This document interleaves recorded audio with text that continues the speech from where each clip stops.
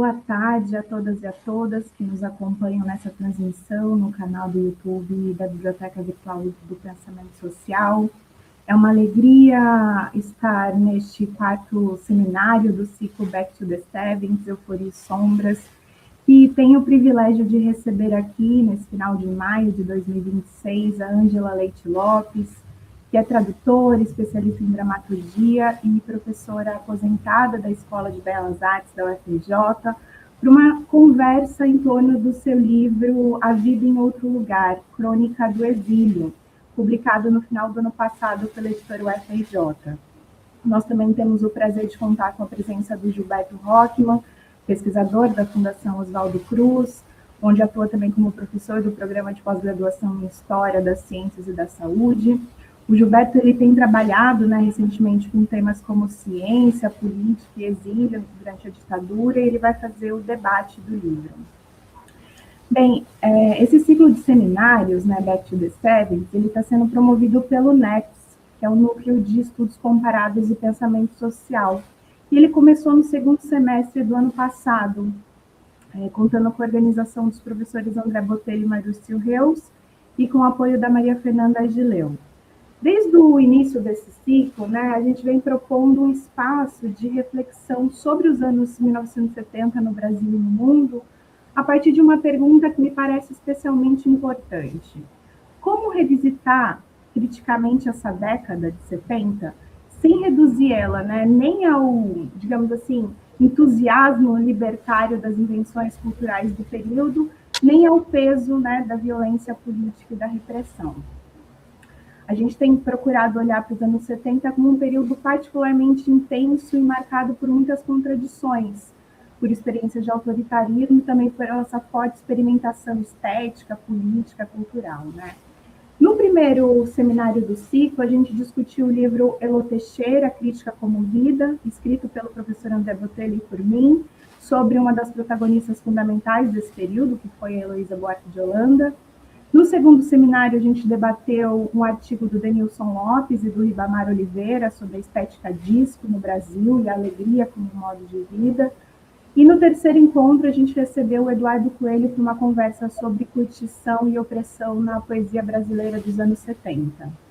Então, o interesse do ciclo ele está justamente em interrogar os aprendizados sociais, políticos e culturais, digamos assim, produzidos nas frestas dos anos 70.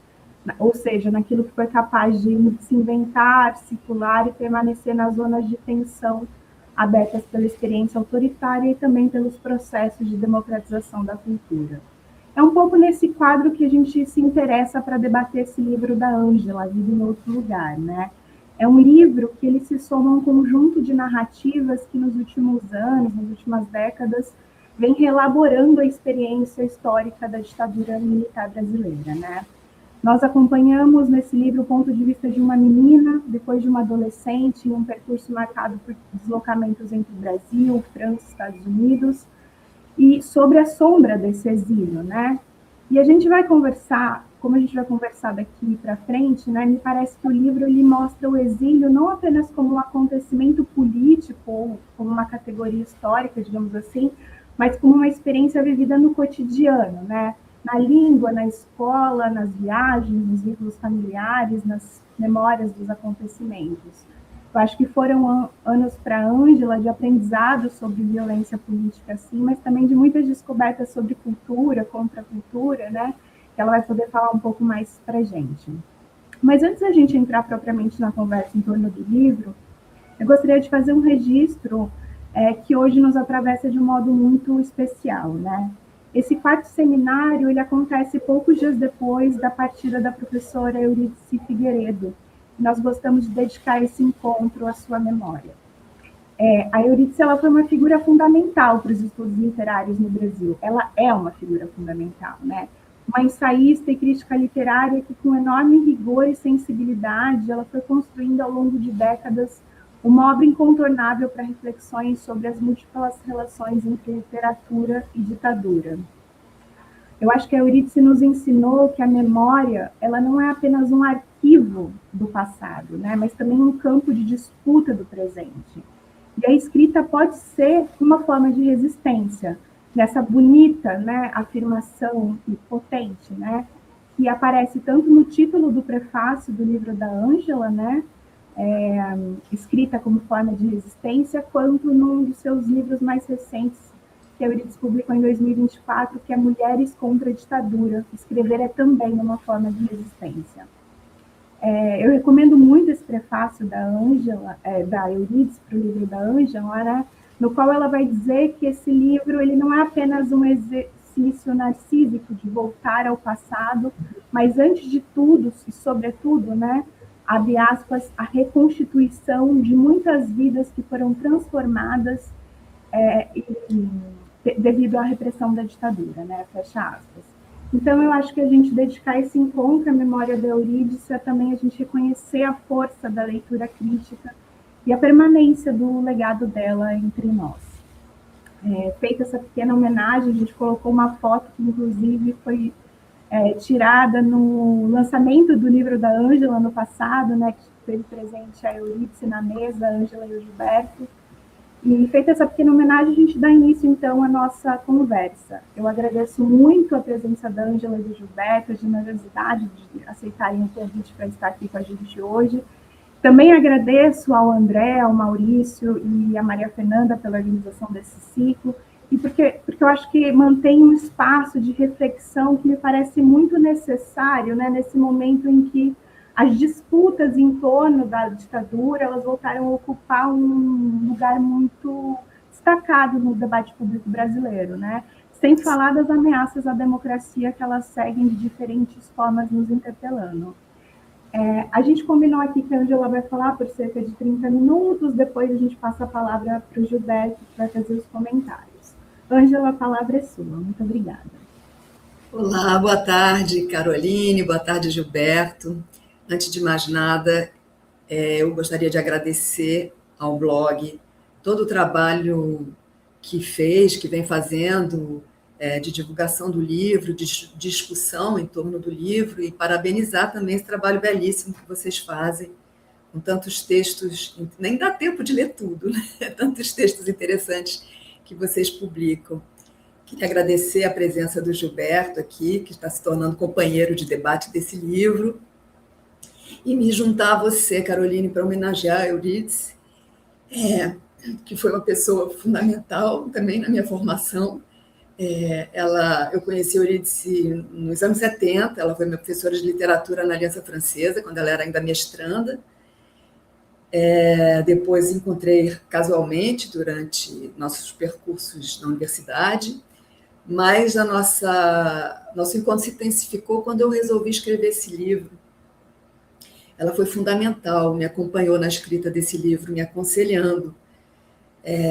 A ideia de escrever o livro nasceu em 2018.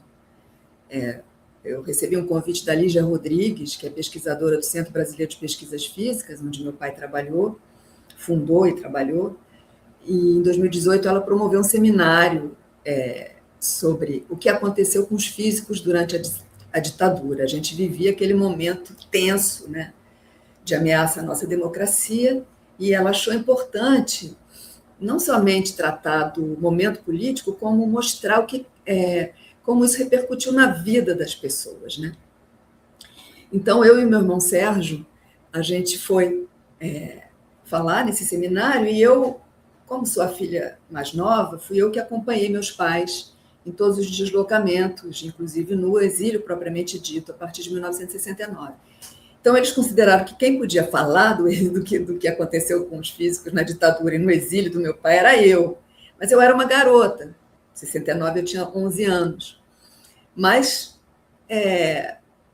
foi bom, foi legal. Assim, eu falei desse ponto de vista da garota. E eu acho que isso foi um ponto importante, porque justamente o meu registro ele era eminentemente familiar, e de como as ações à nossa volta, a situação política e as suas repercussões, repercutiam e determinavam a nossa vida, né? Determinaram a nossa vida.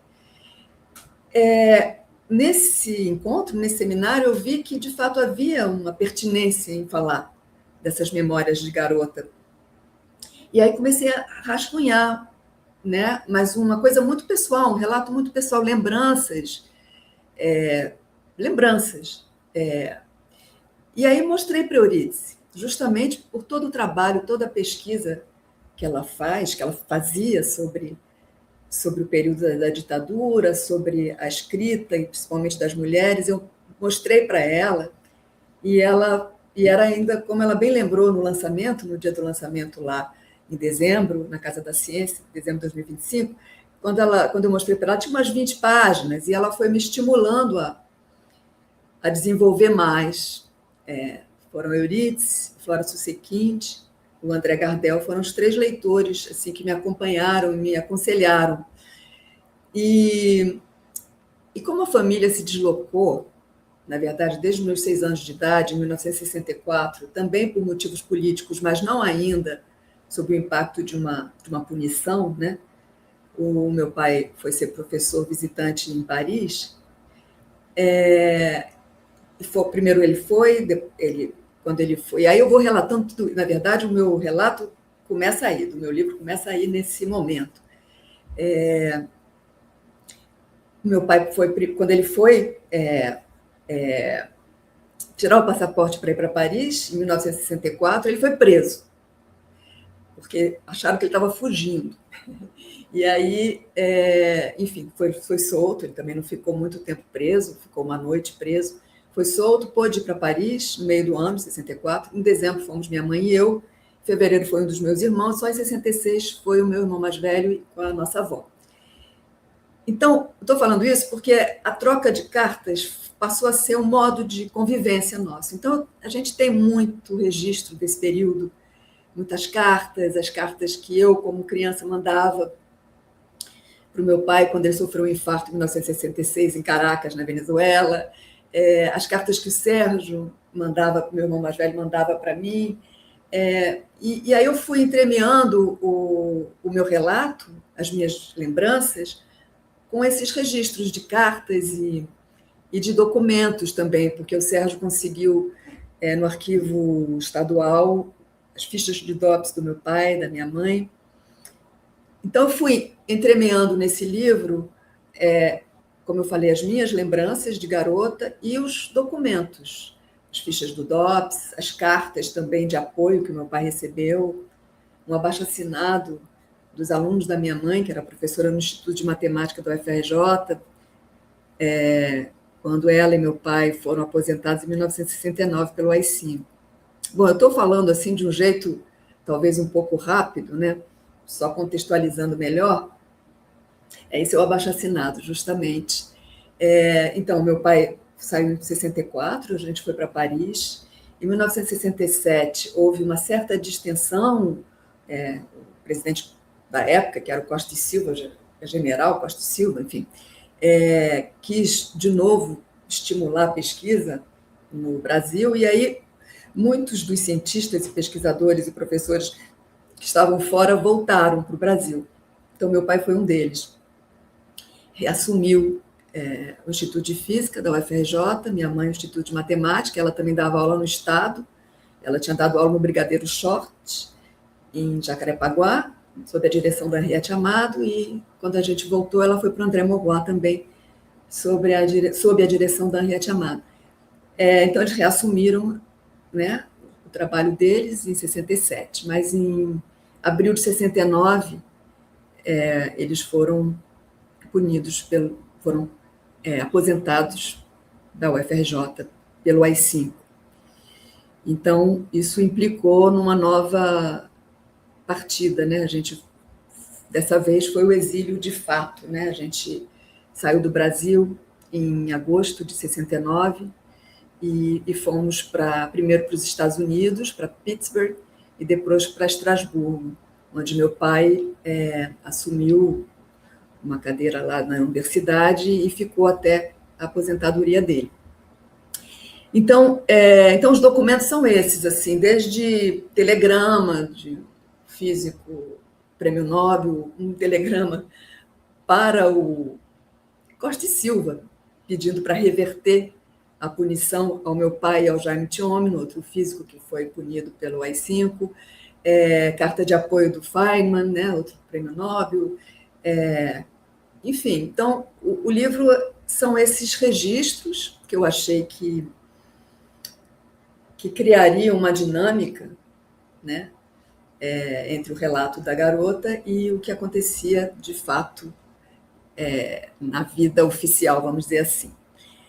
Mas, junto a isso, tem as minhas impressões, né? Como é que foi para mim?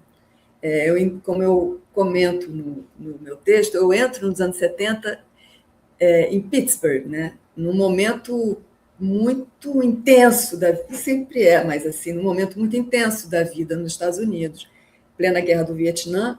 A gente estava em Pittsburgh quando houve a morte de 4 estudantes na universidade em Ohio, todos os protestos, ao mesmo tempo também todo o imaginário, né, que vai se constituindo com as músicas, com Pittsburgh era muito cinema que a gente ia, e eu faço uma observação que nessa época, na minha infância, não tinha essa indústria desenfreada de produção para a criança, né? A criança já acompanhava a produção que estava aí, né? Assim, então a gente ia muito a cinema, e eu me lembro que talvez nem tanto em Pittsburgh, talvez mais quando a gente chegou em Estrasburgo, que foi nos anos 70, foi em 1970, quer dizer, a gente ficou em Pittsburgh de 69 a junho de 1970. Eu conto no livro que nossa ida para Pittsburgh foi um pouco espetacular, porque o adido científico americano com o qual meu pai foi conversar, dizendo que queria aceitar esse convite, pediu para a gente ir embora de um dia para o outro. Mas o meu pai foi para lá porque, por uma estratégia, assim, para conseguir, o passaporte dele estava retido, e o governo americano, o adido americano, conseguiu a liberação do passaporte dele, mas o meu pai queria mesmo era ir para a França. Então a gente ficou um ano letivo em Pittsburgh. E aí a gente foi para a França meados do ano 70, 1970, e eu lá fiquei até 1974. Meu pai continuou. Então eu entrei nos anos 70, né, com 12 anos, e num momento assim, que o que eu ia assistir era muitos filmes que tratavam da situação política, né? Não somente na América Latina, mas na Europa. Agora eu estou lembrando, nem cito no livro, mas estou lembrando do Z, do Costa Gavras, né? O estado de sítio do Costa Gavras, onde a gente fica vendo ali sessões de tortura que eram realizadas no Brasil. Tinha os boletins também dos exilados, relatando, né, o que acontecia aqui. Muitos filmes latino-americanos. A minha iniciação com o cinema brasileiro se deu em Estrasburgo também, assistindo no Teatro Nacional de Estrasburgo, onde estava, quando ia ocorrer a estreia mundial de uma peça do Neruda, Esplendor e Morte de Joaquim Murieta, e eles resolveram montar também o Alto da Compadecida. Era uma montagem muito engraçada, assim, montada por franceses, com uma série de clichês assim, da cultura brasileira, mas, enfim, tradução francesa do Alto da Compadecida. E eles fizeram um ciclo de filmes brasileiros, e ali, pela primeira vez, eu vi os filmes do Glauber Rocha, Nelson Pereira dos Santos, Rui Guerra, e assistia muito teatro, né? Isso eu conto também que, ainda aqui no Brasil, tive a oportunidade, com 10 anos de idade, de assistir Galileu Galilei, do Teatro Oficina, de assistir Morte e Vida Severina. Então, mesmo garota, eu ia acompanhando essa efervescência cultural da qual a Caroline estava falando no início. Então, minha formação foi essa, assim, muito, como é que eu vou dizer, de uma maneira muito absorvendo de um jeito muito intenso, né? Por ser entrando na adolescência e acompanhando tanto os relatos e a experiência, né, dos exilados, convivência com os exilados, e ao mesmo tempo uma esperança, né? Tinha uma esperança pelas lutas, havia uma esperança, apesar de tudo que estava ocorrendo, havia muita esperança. E isso eu vejo isso muito na produção artística, cultural. Agora, um outro aspecto que eu trago no livro são mais dois aspectos que eu gostaria de comentar. Diz respeito a esses arquivos familiares, né? Quando eu resolvi escrever o livro, foi um momento de revisitar e como que a memória, às vezes a gente tem muitos registros, né? E como você faz com isso? O que você faz com isso? É um trabalho interessante, bonito e às vezes um pouco angustiante de querer de pensar o que fazer com a memória, né? Como você transforma isso, que eu acho que é o mais importante é isso. A memória, como a Caroline falou também, e a Eurídice colocava, a memória não é algo do passado, né? A memória é um presente constante que a gente tem que ir construindo, né? E para nós, no Brasil, e em 2018 e hoje em dia de novo, é muito importante ter essa percepção. E a outra, muito pessoal minha também, é que eu fui, desde os meus 6 anos de idade, eu fui vivendo entre culturas e entre línguas, com muita naturalidade, né? Claro que eu conto os aperreios pelos quais eu passei por não saber falar a língua e ter que ir para o colégio, né, sem saber a língua, e é uma experiência, às vezes, bem desconcertante, mas, ao mesmo tempo, isso passa a ser é a vida ali que se apresenta para mim, né? Então, com 6 anos de idade, eu fui alfabetizada em português e fui para a França e fui alfabetizada em francês. Voltamos para o Brasil, fomos para Pittsburgh, eu não sabia falar inglês, tinha começado a aprender na escola, e aí fui para Pittsburgh e tive que entrar no primeiro ano do fundamental, não, primeiro ano do ginásio, né, como se dizia na minha época, sem saber falar inglês, e depois voltar para Estrasburgo e retomar o francês, né, que passou a ser uma língua, minha língua também. Então, essa vida entre línguas e entre culturas é algo que também me marca, né? Me deixa esse exílio dos meus pais. Num primeiro momento, não era propriamente um exílio para mim, era a minha vida com os meus pais. Em 74, meus pais se separam, eu volto para o Brasil com a minha mãe, que também é uma alegria reencontrar meus irmãos, porque foi um momento difícil também de me tornar filha única com eles lá, meus irmãos mais velhos ficaram no Brasil, reencontrar a família, tios e primas, mas ficar longe do meu pai, então e ficar longe de todo um universo também de amizade, de afetos criado na França. Então, isso começou a fazer com que eu ficasse durante muito tempo vivendo entre os dois países, quer dizer, estava no Brasil, sentia falta de ir para a França, fui fazer minha tese, escolhi fazer uma tese de doutorado na França, por querer estar na França de novo, e acabei fazendo uma tese sobre o Nelson Rodrigues, que não era, isso foi em 1985, que não era um autor traduzido, nem conhecido na França, e com isso abri um caminho que dá um final feliz para essa história, porque eu me tornei tradutora da obra do Nelson Rodrigues para o francês, além de fazer a tese, discutindo o trágico na obra dele, e isso fez com que eu conseguisse criar uma dinâmica própria de vivência, de experiência com as duas línguas. Eu esqueci de falar que quando eu já tinha escrito o livro, já estava na editora, eu tomei contato com um outro livro que eu gostaria muito de citar aqui, que se chama Crianças e Exílio, Memórias de Infância Marcadas pela Ditadura Militar, que tem enfim, tem a ver com o meu, são também filhos de militantes,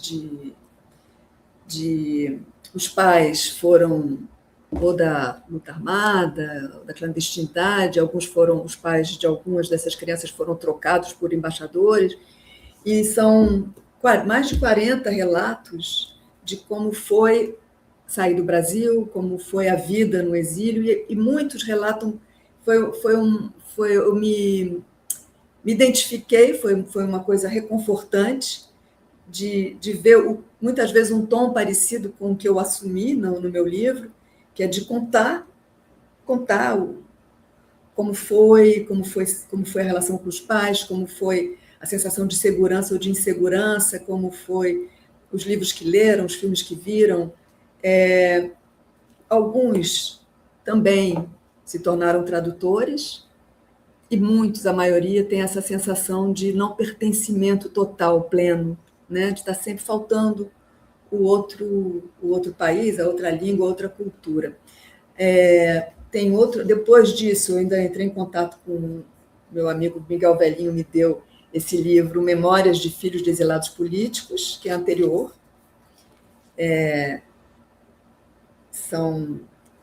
Também é o mesmo tipo de... E a Ana Rossi, que faz parte daquele livro Crianças e Exílios, fez uma ficção, escreveu um romance. Ela faz uma ficção a partir da prisão, do episódio, a partir do episódio da prisão do pai dela, quando ela era garota, bem pequena.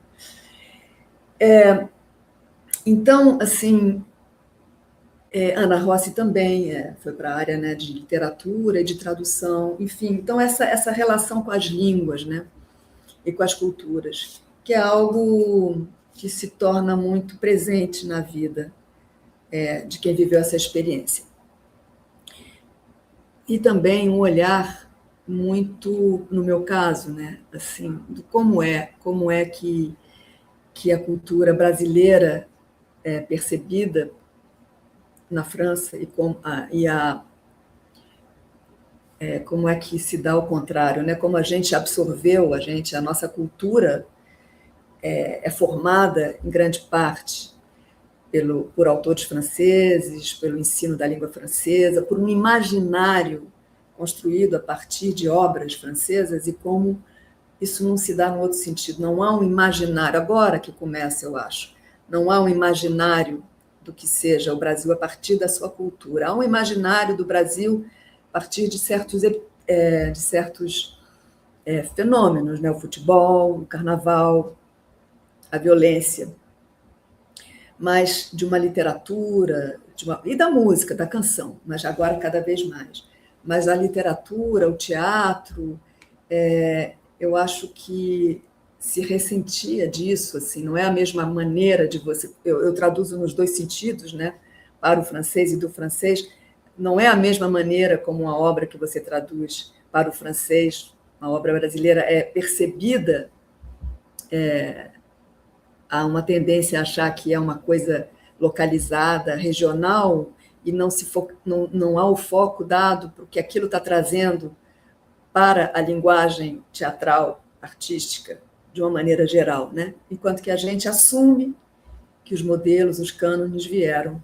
E, de fato, vieram, né? Mas agora, graças a Deus, as coisas estão se desconstruindo um pouco, se reconstruindo de outra maneira, mas eu falo no final, que eu acho que o legado que essa minha experiência toda teve, para mim, foi essa, de ter de ver por dentro, porque como a gente vive, aí eu estou assumindo eu e os outros filhos de exilados, como você passa a ser uma criança entre outros, uma adolescente entre outros, naquela cidade, naquele lugar, naquela língua, naquela escola, você participa daquilo, mas você sabe que o seu lugar não é aquele, mas você pode falar de dentro. Então, acho que isso é importante. Por isso que foi muito importante para mim, foi uma coisa absolutamente inconsciente, ter podido levar o Nelson Rodrigues para o teatro francês.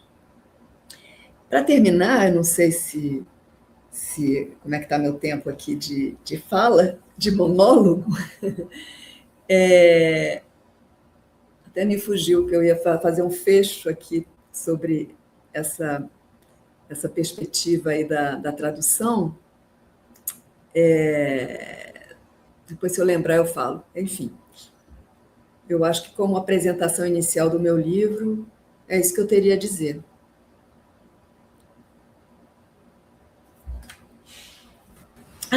Sim, lembrei, desculpa. É que quando houve o lançamento na Casa da Ciência, Gilberto estava presente, Eurídice e Gilberto, uma das perguntas que me fizeram, o próprio Gilberto me fez essa pergunta, é que e ele vai poder até falar um pouco também por que ele fez essa pergunta, é que a experiência do exílio é uma experiência angustiante. Meu pai, lendo as cartas do meu pai, ele percebia o quanto de angústia havia naquele momento ali, e que meu livro tem uma certa leveza.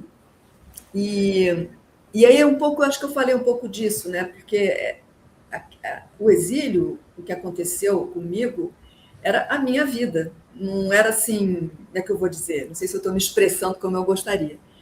Mas isso eu falo no livro também.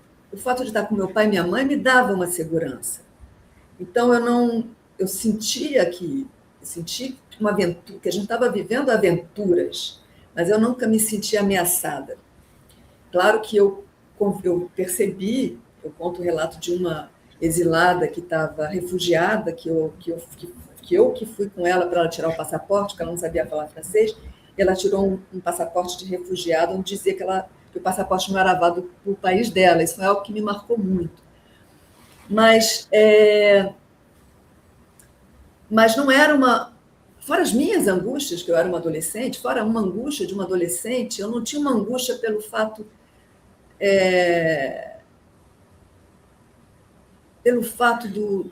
pelo exílio em si, né? Talvez até eu tenha vivido isso depois, com a minha tentativa de juntar esses dois mundos para mim.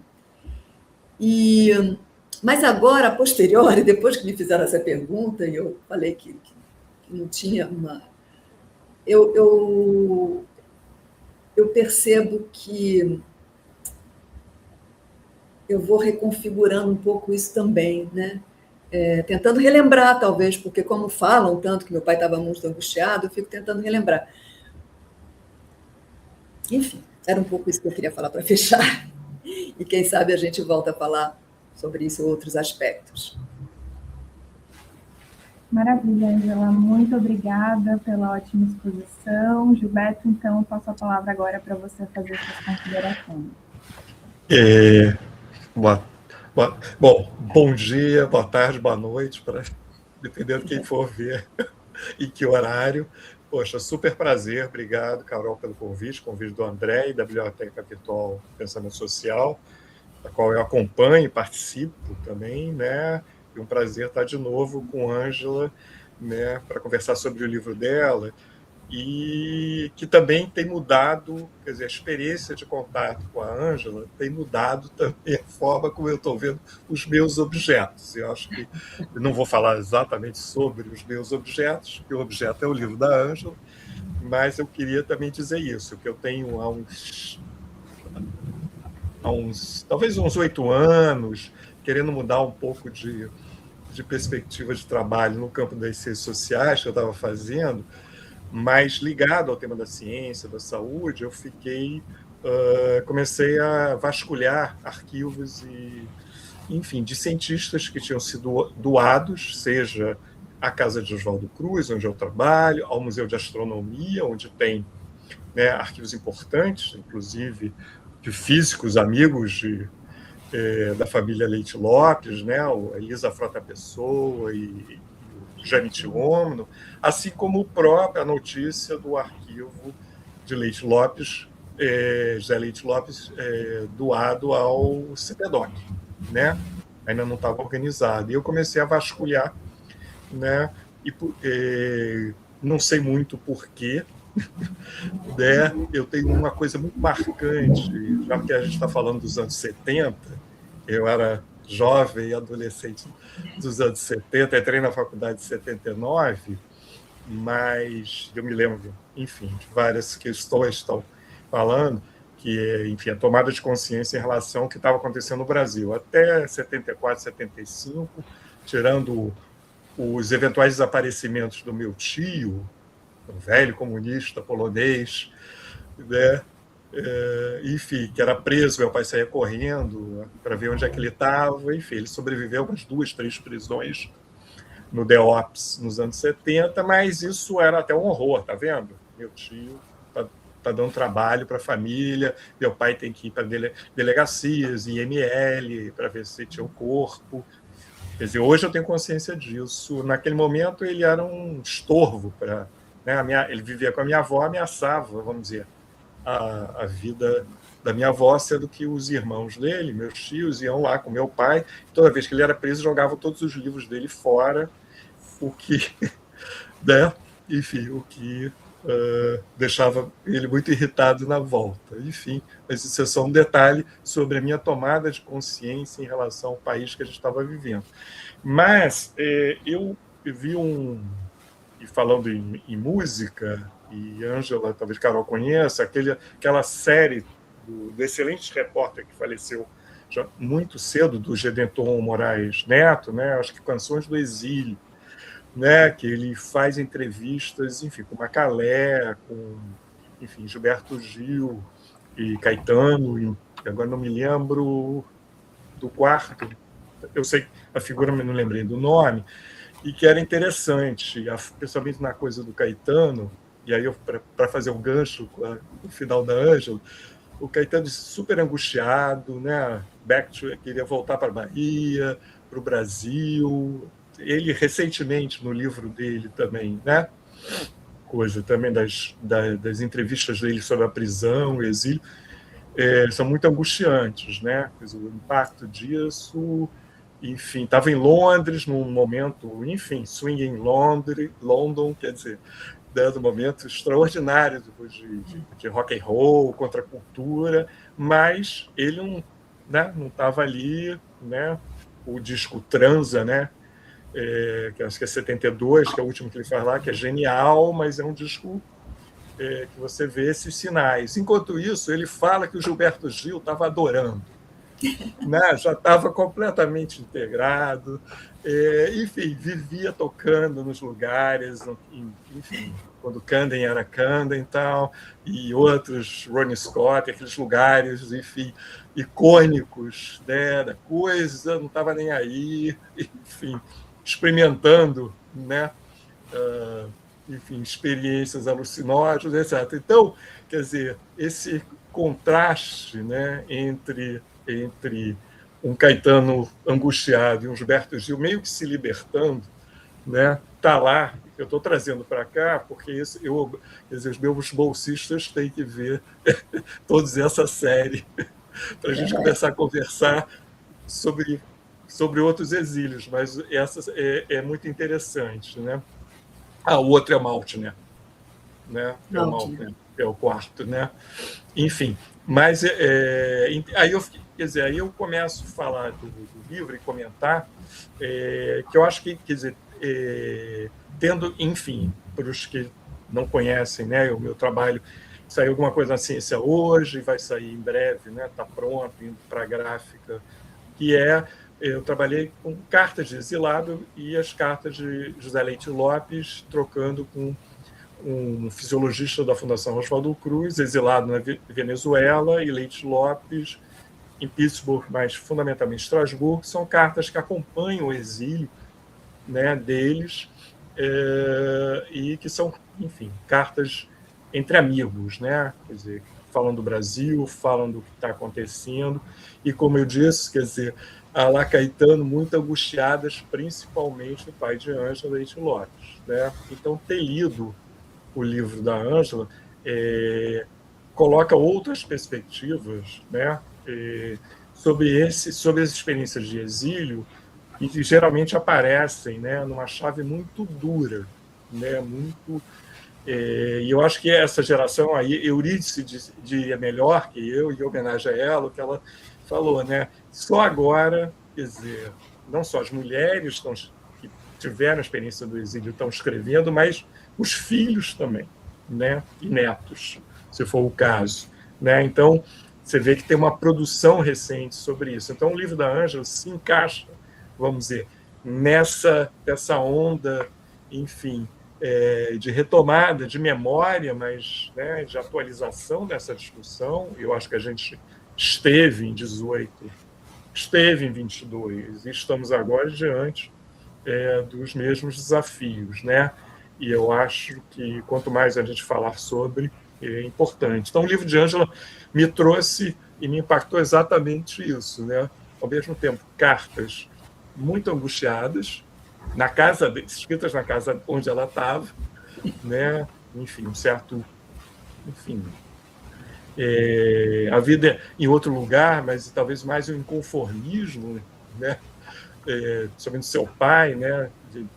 Desse outro lugar, se ainda se lembravam de mim, né?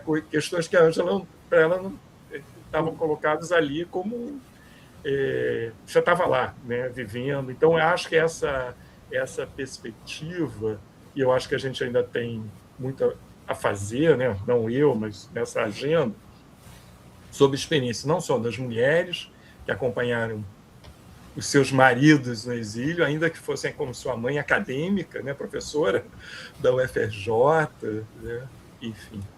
Então, mas, enfim, também não encontraram seu lugar, isso acontece em outros casos. Então, eu acho que isso é uma agenda que você traz por um caminho, né, mas que a gente que lembra dessas outras experiências. Então, o primeiro ponto é exatamente essa conversa entre que, enfim, o que eu li do seu pai e o que eu li na sua experiência, que é muito bacana. Eu acho que dos que nos estão ouvindo, vale a pena ler, né? E até pensar essas experiências, né? Outro filme que, já que estamos falando dos anos 70, Carol vai permitir, eu fiquei pensando também no... Como é que chama? Eu até anotei que você citou como é que é? O Costa Gravassi. E o filme que eu acho que é da filha dela, né? Que é a Julie Gravassi, que eu acho que é A Culpa é de Fidel. Ah, sim, você lembra? De 2006. É ótimo.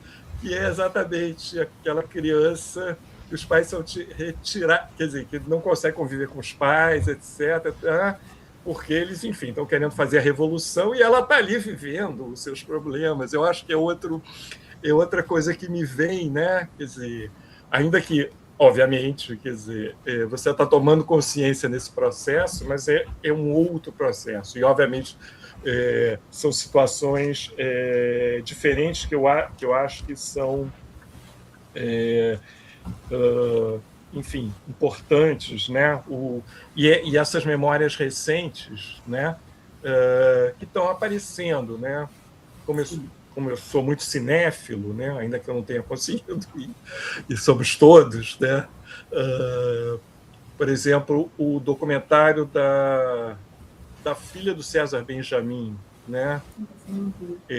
Eu até anotei, que eu vi outro dia, que tem a ver com essas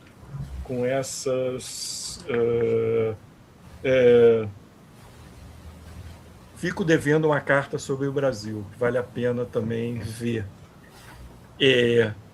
Acho que o Cezinha estava exilado, eu acho, e na Holanda, né?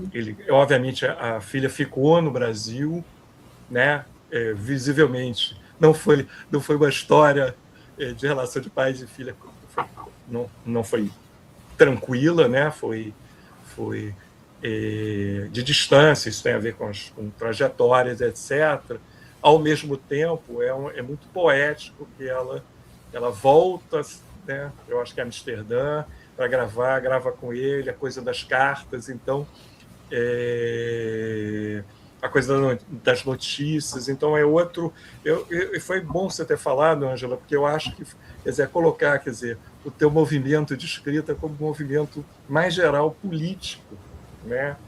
De fala, inclusive das ausências, né?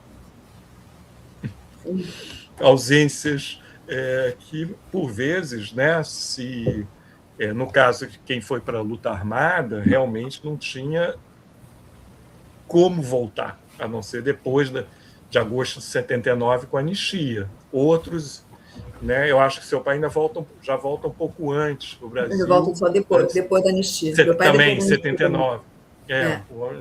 Que alguns conseguiram voltar antes, de certa maneira. Então, são ausências no mundo, para os mais jovens, que não era fácil você ir para o aeroporto e pegar o avião e visitar a família, né?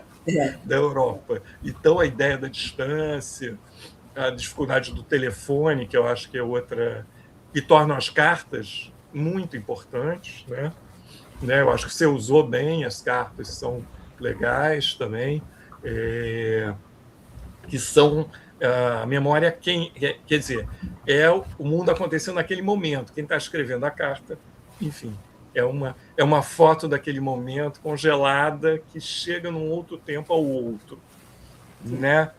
E onde você não tem a voz, né? O telefone vai chegando, né? Provavelmente vocês tiveram sempre aquelas histórias de ir para algum lugar, para uma central telefônica para conseguir falar. Então a voz, então é escrita, e é muito legal, né? Você também ter falado, quer dizer, por esse caminho que se te levou à literatura, a escrita, Nelson Rodrigues, ao teatro, mas o teatro está escrito, né? Então, que também tem a ver com esse mundo da escrita, né?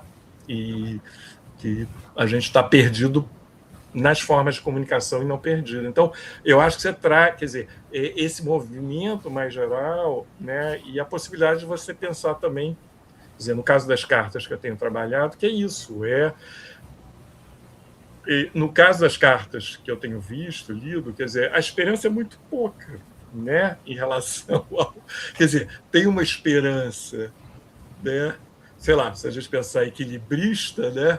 Pensando Bosco e Blanc, mas é uma desesperança no sentido que nas cartas não se sabe o futuro, né? Você está escrevendo naquele momento. Então, que é interessante você ter trazido isso e as fotos, né? Enfim, as fotos. E aí, quer dizer, eu fiquei pensando, quer dizer, um pouco... Você falou sobre a escola, né? sobre experiências. Então, o que seria legal também é pensar...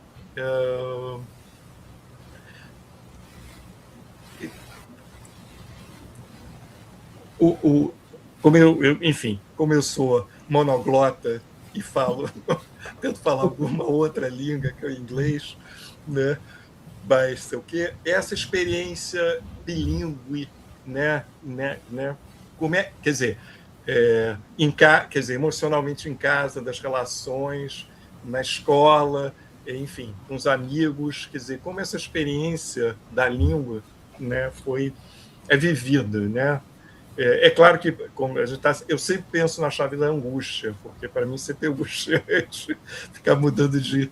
E eu tenho uma maior admiração às pessoas que mudam a chave rapidamente pela sua experiência. Quer dizer, essa experiência, né, que você não escolheu ter, né, você simplesmente teve, e eu acho bacana isso. Eu acho que é outro dado do livro que é interessante. Não é que você não tenha consciência do que significou isso, mas, de certa maneira, foi o que lhe foi oferecido foi aproveitado no sentido do possível. É claro, com os problemas de quem tem 10, 12, 14, 15 anos, numa fase muito. Então, também queria te ouvir um pouco dessa chave linguística. E eu sei que o livro não é isso, mas, assim, por que Nelson Rodrigues? Né? Você falou um pouquinho. Enfim, eu tenho fascinação, sem ter lido, mas ter visto muito teatro. Enfim. Então, por que esse autor? Porque você falou nele não era conhecido, não era traduzido, mas não creio que não é só isso, né? Uma escolha por isso, porque é uma escolha que vai além enfim, vamos dizer, das oportunidades da tradução. Então, também queria te ouvir, já que você mencionou no autor, e também falar sobre esse vai e volta, mas no sentido do retorno, né? Porque, enfim, vendo filmes, lendo, enfim, de Eduardo Said até você, né? O livro é super importante, né? Enfim, da experiência de exílio dele, né? E, ao mesmo tempo, ele sendo um palestino intelectual, né? Morando nos Estados Unidos e falando, enfim, da questão palestina, enfim, Jerusalém, mas ele sempre com a ideia tudo bem, Jerusalém que é um símbolo, né, e é um espaço de disputa, mas ele fala, mas é uma cidade muito opressiva, eu jamais moraria nesse lugar. É muita religião, é muita opressão. Então, quer dizer, até a ideia de retorno são complicados. Então, eu fiquei pensando, quer dizer, o que foi voltar de novo nesse vai e volta, nessa coisa da formação, né? E eu acho que tem enfim, eu acho que eu queria ressaltar, quer dizer,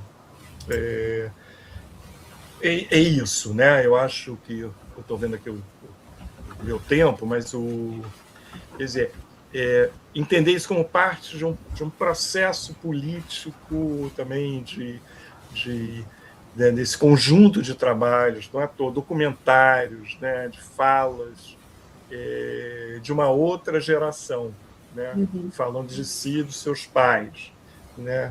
Então eu acho que a gente podia ter a oportunidade, né, futura, mas não muito futura, né, de juntar essas coisas, né, de alguma maneira, né, essas produções e pensar um pouco sobre isso, que é o que eu estou tentando fazer, que tem a ver também com entender também as angústias, né, até ter uma relação com as minhas angústias, né? Ainda que não fossem muito idosos quando foram, o doutor Haiti tinha 60 anos, seu pai é mais jovem, 52, mas isso nos anos 70, hoje a gente se acha, né? 60 mais, a gente está muito bem, obrigado, não sei o quê, né? Mas não era a mesma coisa. E para o cientista não é uma mesma coisa, né? E por exemplo, a sua mãe também, né? Então, Maria Laura,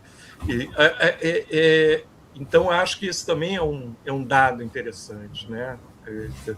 Das idades do exílio, da geração e das possibilidades de retorno. Se você vai aos 60, você retorna aos 75, né, ou quase 70. Né? Então, é uma vida, né, que tem outros impactos em relação aos impactos que tiveram sobre os mais jovens. Né? Uma geração de exilados que foi, por exemplo, como seu pai em 60, quer dizer, aquele primeiro exílio, né? Todos eram mais jovens, né? Uma certa geração, 30 e poucos anos, né? Quer dizer, e os jovens que foram para o exílio em 69, 70 eram jovens da luta armada. Estava falando de professores com carreiras interrompidas e que não podiam mais trabalhar no Brasil. Então, acho que também tem esse vai e volta, né, expectativas de retorno. Eu acho, uma das memórias que eu tenho mais fortes, aí eu já estava bem politizado, as imagens das pessoas chegando no aeroporto. Né? Não sei se você estava ali para receber seu pai, né? E eu acho que tem essa experiência de ver muitos vendo os netos pela primeira vez, etc.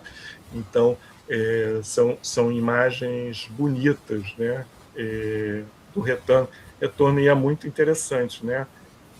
Com uma chave aí sim muito mais esperançosa, talvez, do que a gente tenha hoje em relação ao futuro da democracia. Ele estava se brigando pelo retorno da democracia, né? Hoje a gente está brigando para ela não se esfacelar. E eu acho que teu livro de um caminho muito pessoal, eu acho que contribui também para somar, né, nessas reflexões. Então, obrigado pela oportunidade de ter lido, né, o seu livro e estar conversando com você, uma conversa que eu acho que a gente deve ampliar, no sentido de uma agenda de reflexões de caráter mais geral. Como eu sou cinéfila, sempre penso, né, numa uma sessão de filmes e documentários para os alunos, para a gente poder conversar com eles, né, sobre esses temas, né, que eles permitem isso. Obrigado. Obrigada, Gilberto, foi excelente. Você quer comentar, Ângela, ou eu posso fazer uma questão? Você prefere depois? como você preferir. Posso falar só para eu não me perder? Claro. Sim, até mostrar aqui que não sei se dá para ver, que é foi uma notícia de jornal, meu pai conhecendo os netos, os dois netos mais velhos, ele conheceu em 79, quando ele voltou. Então, do que você falou, na verdade, o livro, fiz questão de fazer um recorte, como a gente gosta de dizer quando a gente orienta nossos alunos, embora não seja um livro de pesquisa nem de nada, é um depoimento pessoal, mas eu quis fazer um recorte do exílio. Então, tem muitos episódios antes e depois que até que voltam à memória, na medida que você está acionando ela, e que eu não coloquei, porque o meu objetivo não era contar a minha vida, até como a Eurídice fala, não era ficar contando a minha vida. O meu objetivo era mostrar como eu, como criança, vivi o exílio dos meus pais, né? Eu acho que, para mim, a angústia foi depois, adulta, jovem adulta, querendo juntar as duas coisas. Eu ficava para baixo, para cima, entre a França e o Brasil. Meu pai também ainda estava lá, tem esse dado, claro. Embora eu já fiz faculdade aqui, fiz faculdade de teatro aqui, FIERJ, depois Unirio, né? Passou a se chamar Unirio. Mas, assim, a vida lá, não somente pela minha história pregressa, mas atual, porque meu pai morava lá. Então, tinha um apelo, né, para a França. Mas, assim, depois, independente da figura do meu pai, tinha o meu lado que eu ficava sem saber onde que eu quero morar. Será que eu quero morar na França? Será que eu quero morar no Brasil?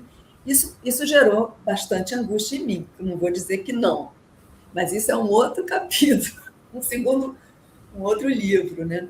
Porque o bilinguismo é uma coisa curiosa. Eu acho que a gente falou um pouco disso lá no outro lançamento, a Ana de Alencar estava lá, que teve também a mesma experiência que eu, de exílio. O bilinguismo, ele é uma soma, mas ele é também uma angústia também, é uma divisão. Não é uma soma, ele é uma divisão, porque você tem uma incompletude nas duas línguas, e língua não é só o idioma, né? É uma bagagem cultural, toda uma teia afetiva, né, que você faz, que você constrói, que você carrega, né? Então, o bilinguismo, ele desde coisas mesmo cotidianas que a gente comenta, de às vezes se enganar, falar, tem os falsos amigos nas línguas, e a gente fala errado, assim, de vez em quando, os galicismos que entram no português, os lusitanismos no francês, até mesmo esse sentimento de perda, de perda. Eu acho que tanto ela quanto eu enveredamos pela tradução. No meu caso, eu realmente, para mim, eu consigo localizar o momento onde eu consegui fechar, dar uma chave para essa minha angústia, foi em 1999, quando a minha tradução de Toda Nudez Será Castigada, do Nelson Rodrigues, foi montada e se apresentou no Festival de Avignon, que é um evento importante do teatro na França. Ali eu senti que eu tinha... não sei explicar direito, mas era uma coisa que tinha se completado para mim. E eu passei também a traduzir mais autores franceses para o Brasil e tive a felicidade, graças a um amigo querido que também nos deixou no final do ano, o Thierry Trémoucoux, que era um ator e diretor belga que se radicou no Brasil, que me fez conhecer o Valère Novarrinat, que é um autor francês, mas que escreve numa língua própria, uma língua que pede uma criação. Quando você traduz a língua do Novarrinat, você não está passando do francês para o português, você está criando.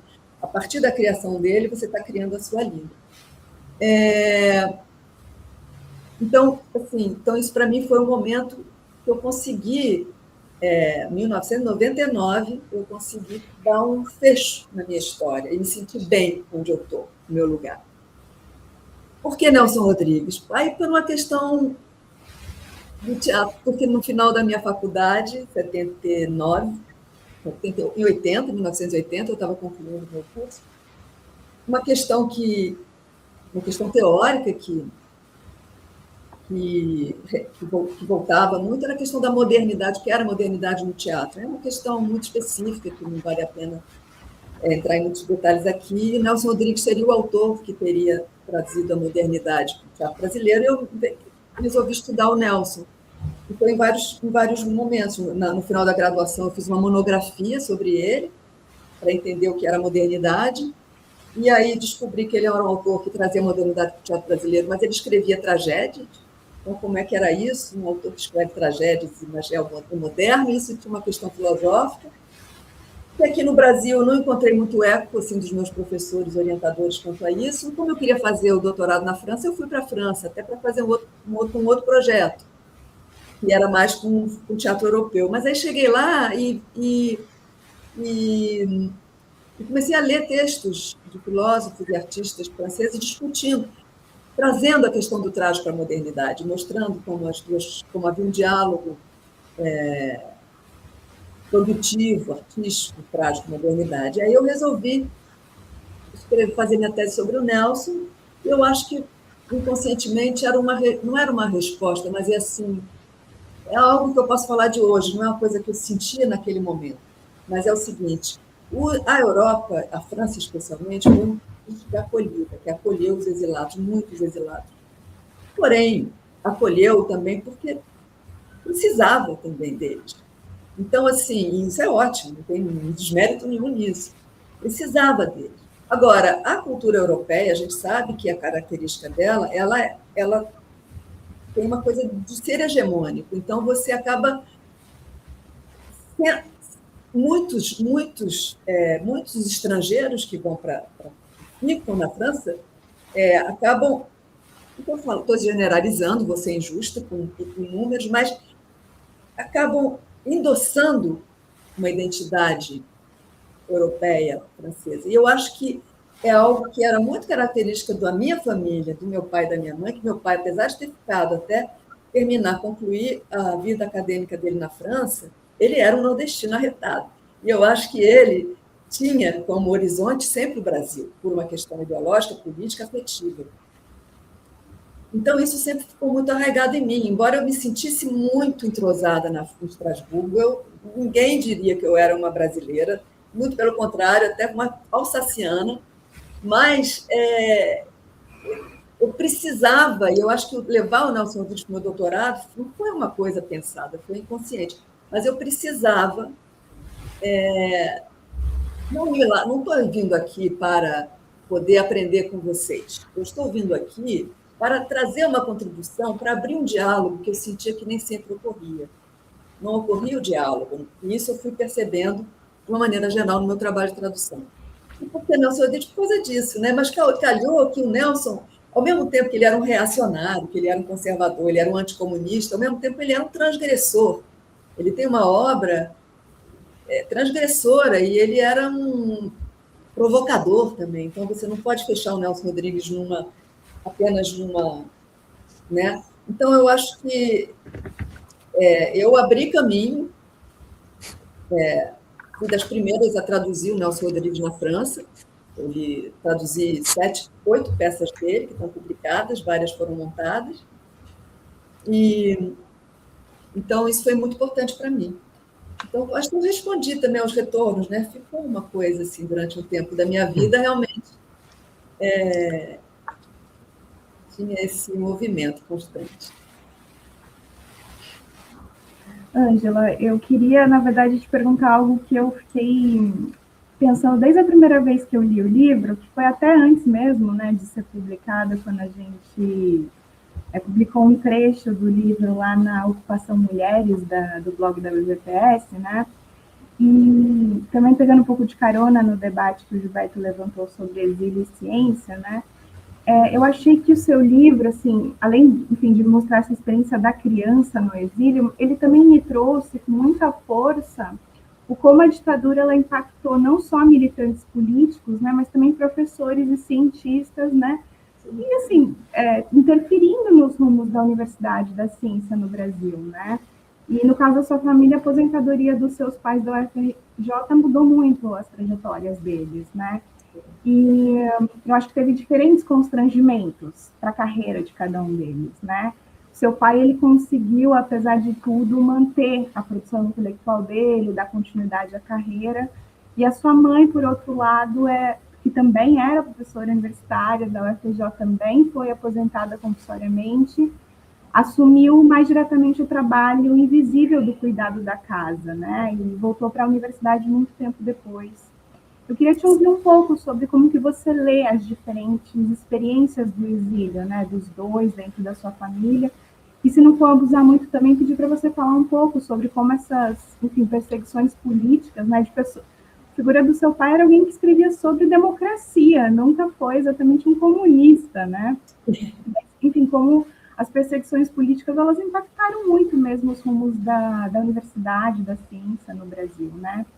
E aproveitar também fazer uma outra questão que eu também, desde o começo que eu li o livro, me chamou bastante atenção, e agora ao te ouvir sobre os arquivos familiares também me ocorreu. Que eu acho que tem uma dimensão muito bonita do livro, que é o diálogo entre as lembranças, a memória e o arquivo, né? Sim. Muitas imagens, muitas fotos, né? Desenhos seus, dos seus irmãos, né? Enfim, cartas, fotografias, documentos oficiais vão se entrelaçando com a narrativa que você vai construindo, né? E se você pudesse falar um pouco sobre como que foi esse processo de escrita também recorrendo a esses materiais tão distintos, né? Assim, o que eu quero dizer é que papel esses materiais, esses documentos tiveram para você, né? Eles funcionaram às vezes como talvez uma confirmação da memória, como disparadores de lembranças, ou até como algo que questionava ou contrariava algo que você lembrava sobre o período. Se você puder falar um pouco sobre isso, vai ser ótimo. Então, posso só complementar? Só uma pergunta. Porque por exemplo, o arquivo do seu pai é extraordinário em termos de tamanho, né? É um negócio, assim, um empreendimento para quem quiser, é um empreendimento de década.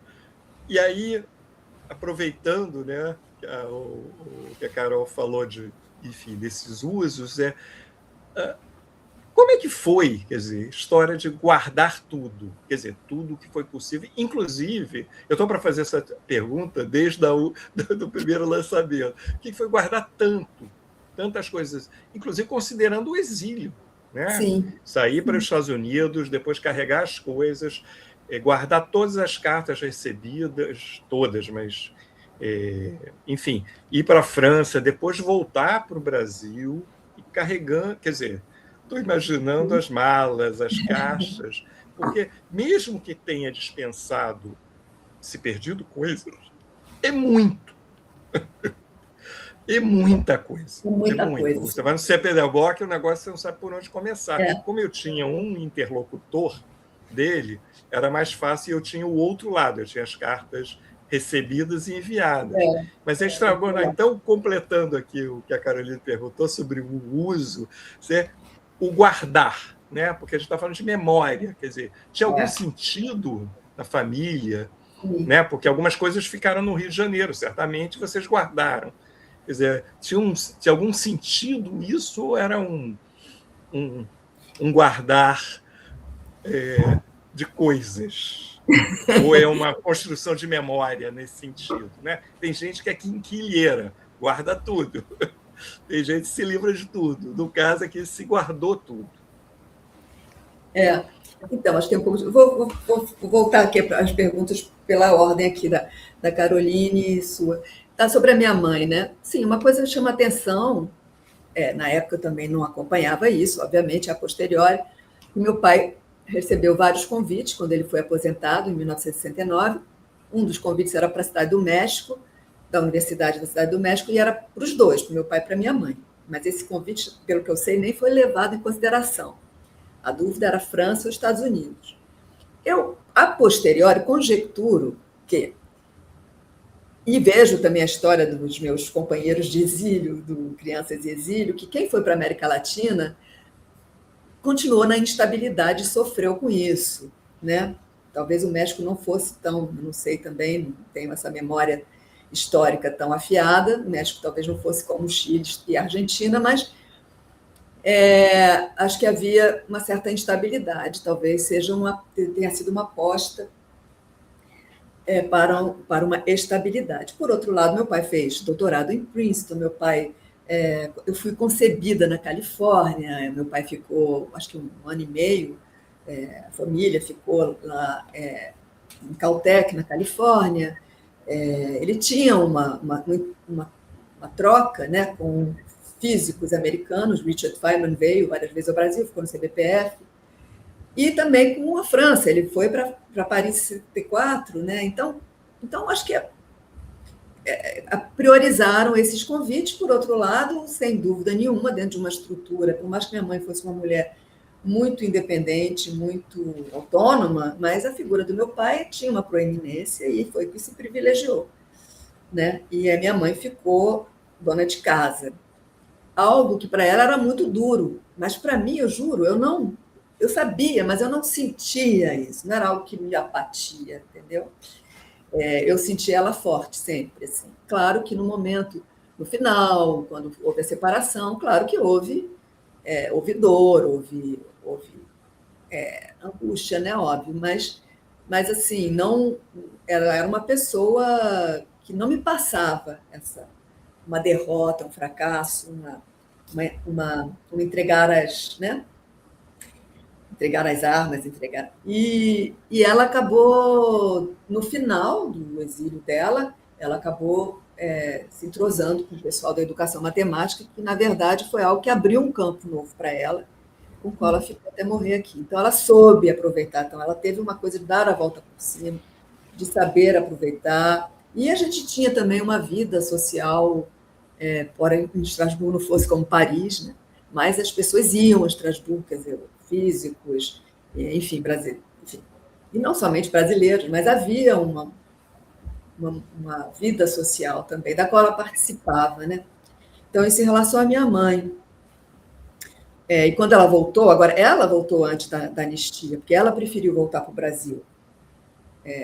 Os pais dela eram vivos, ela era a mais velha de 8 irmãos, mais de 20 sobrinhos, então tinha um ambiente aqui para ela acolhedor, né? Meus irmãos estavam aqui, nossa avó. Então, ela preferiu voltar para o Brasil e refez a carreira dela, primeiro ensinando em escola privada, particular, depois na Santa Úrsula, criando um grupo de estudo e pesquisa em educação matemática, o GPEM, antes de ser reintegrada ao FRJ em 79.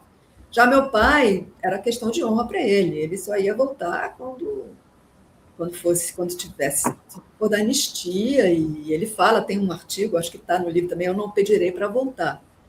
E ele volta, é o Pinguelli que convida, em 79, e a reintegração e tudo mais. Então, enfim, então, quanto à figura da minha mãe, é isso. No livro, eu tenho um lado, assim, tem um capítulo que é os documentos da ficção armada, né? Que é onde eu transcrevo as fichas do DOPS, que chega a ser cômico se não fosse um horror, porque eles tratam meu pai de comunista, e aí inventam uma história que meu pai era infiltrado, que tinha ligações com a embaixada russa, da União Soviética, pegava dinheiro dos americanos e distribuía com os amigos comunistas, sempre essa narrativa do comunista, né? Independente se a pessoa é filiada ou não, com todo o seu direito de ser do Partido Comunista, né? Meu pai nunca foi filiado ao partido, nunca teve uma atuação de política partidária. Ele tinha as suas, como é que eu vou dizer, as suas identificações, né? Ele endossava, apoiava, mas ele nunca se filiou a um partido. E a perseguição era ele, como outros colegas dele, pelo fato deles não quererem uma ciência subserviente, quererem justiça social. Tudo que a gente quer ainda, né? Educação pública gratuita, de qualidade, ciência feita por brasileiros, uma ciência também que vise a justiça e a igualdade social e não... Enfim, e ele escrevia sobre isso, né? Ele não somente tinha uma atuação como físico, pesquisador, mas como um político científico no sentido amplo da palavra, né? Ele militou pelo Ministério da Ciência, foi um dos criadores do CNPq, enfim. Então, teve uma atuação também, e isso fez com que ele fosse, obviamente, estivesse na mira da repressão. Agora, aí a história do arquivo também é quase que uma história à parte também. Ele saiu, né? A gente saiu de um dia para o outro, como eu conto no livro, mais em detalhes. A gente foi embora de um dia para o outro, sem poder dizer para ninguém que a gente estava indo embora. Só lá em Pittsburgh que ele foi demitido do CBPF, porque tinha um decreto, pós AI-5, complementar lá, que quem trabalhasse em instituição privada que recebesse dinheiro do governo não podia, se tivesse sido punido pelo AI-5, não podia continuar trabalhando lá.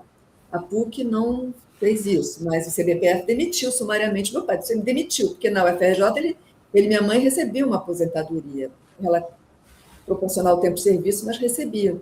E no CBPF ele foi sumariamente demitido, mas a sala dele ficou lá, né?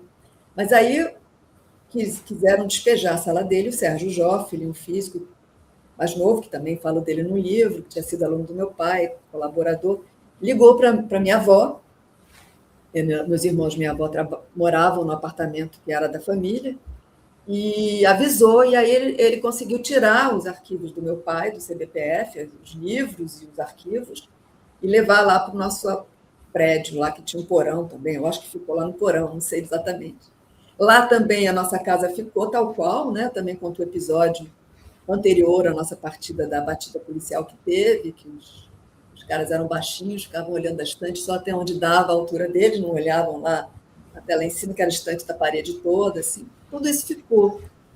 E aí, como a gente nunca ficou todo mundo junto, só por pouco tempo, as cartas que a gente escrevia para cá ficavam, as cartas que a gente recebia lá ficavam.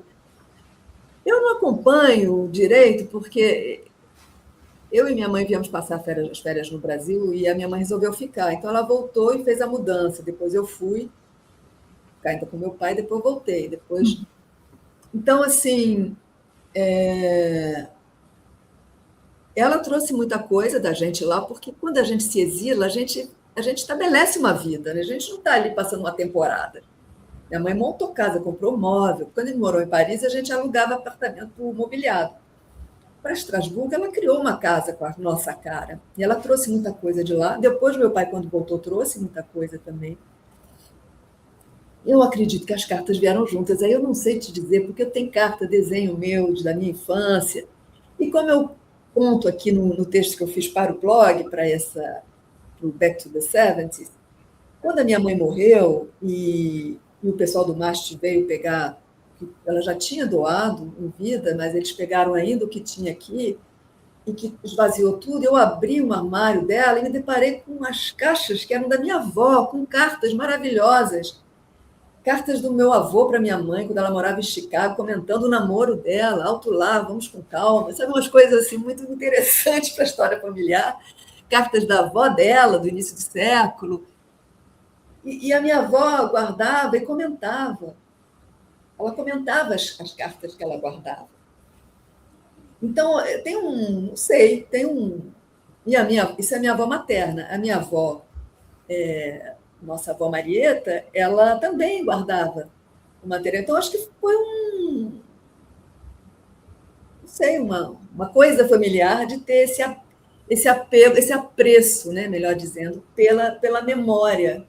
E para mim foi muito bom, porque eu acho que foi, né, ao mesmo tempo que corrobora o meu diálogo com os arquivos no livro, ao mesmo tempo que ele corrobora, ao mesmo tempo também eu acho que isso também traz, não a parte dos arquivos do DOPS, mas a parte das trocas de cartas. Eu adoro as cartas do Silvio para o meu pai tinha infartado na Venezuela, e a gente mandava carta e o Silvio ficava falando os resultados do jogo de futebol da Copa. Eu adoro isso. E aí bota quais são os jogadores que jogaram, e o Sérgio, que era o mais velho, dá conta de tudo que ele teve, todas as providências que ele tomava e tal. E eu mandava desenho. Então, assim, eu acho que isso dá ao mesmo tempo, como a gente vai transformando as coisas no nosso cotidiano, né? De uma maneira natural, sem ser uma coisa que a gente se propõe a fazer, aquilo é natural. Então, assim, depois, quando meu pai morreu, minha mãe doou em vida. Minha mãe doou em vida os arquivos dela para o MAST. Sim, essa carta do Silvio, que ele bota aqui a formação do time e tudo mais, faz um relatório dos resultados da Copa do Mundo. Adoro isso. E naquela época não passava em direto, não era ao vivo, né? Era videotape. Nem sempre passava o Jogo do Brasil, 66, na Copa que a gente perdeu. Mas quando meu pai morreu, minha mãe doou em vida para o MAST, e meu pai, eu vou falar uma coisa assim, também é tudo a minha percepção de filha. Eu acho que ele teria gostado que o CBPF tivesse um lugar, um tipo de, como é que se diz, um tipo de estruturação que pudesse guardar os arquivos. Então, ele não determinou para onde iria. Então, isso fez com que a gente ficasse um tempo assim, ponderando. O Silvio, meu irmão do meio, tirou, o CBPF pediu que se tirasse, ele tinha uma fala toda, né, que era assim, toda uma cara dele lá. O Silvio tirou os arquivos, alugou uma sala para poder manter enquanto a gente resolvia o que ia fazer, e acabou indo para o CPDOC, onde eu acho que também, se eu não me engano, ele é o terceiro maior arquivo do CPDOC. O Getúlio Vargas, o outro e do meu pai. Muito material. Meu pai, aí eu não sei dizer, é uma coisa que ele fazia, que ele prezava, eu acho, que ele tinha um lado de que ele tinha uma atuação na história da ciência, na filosofia da ciência, né? Ele lá, eu nem falei disso no livro, mas em Estrasburgo ele criou um seminário de epistemologia da ciência que recebia convidados periodicamente, ele e o Michel Paty. E em história da ciência ele sempre prestou atenção nesse aspecto também. Excelente, Ângela. Muito obrigada. Por razões técnicas, a gente acabou gravando esse encontro, né? E a gente não vai ter o debate com o público dessa vez, mas acho que a gente teve uma excelente discussão, com questões muito boas trazidas pelo Gilberto. E eu quero agradecer novamente a Ângela Leite Lopes pela generosidade de compartilhar conosco suas reflexões sobre esse livro tão importante para o debate público brasileiro, e ao Gilberto Hoffmann pela leitura atenta e pelo debate tão rico que a gente teve. Agradeço também ao João Melo e ao João Cândido, que estão aqui nos bastidores dando suporte à nossa gravação. Eu encerro, né, convidando os nossos ouvintes a seguirem acompanhando a programação do ciclo Back to the Sevens. Temos novas rodadas ainda este ano. E para quem quer rever os encontros anteriores, eles estão disponíveis todos aqui no canal do YouTube da BVPS. E no site da BVPS a gente também está publicando a série que a Ângela mencionou, né, que também leva o mesmo título, Back to the Sevens, com textos dos convidados dessa série, né? O link vai ficar disponível na descrição da transmissão. Se vocês quiserem falar as palavras finais, eu agradeço, e foi muito bom estar aqui com vocês. Eu que agradeço. Nossa, foi uma grande alegria estar aqui de novo com o Gilberto, com você, Caroline, e mais uma vez para dar os parabéns pelo trabalho que vocês fazem. Obrigado. Até mais, até a próxima, gente.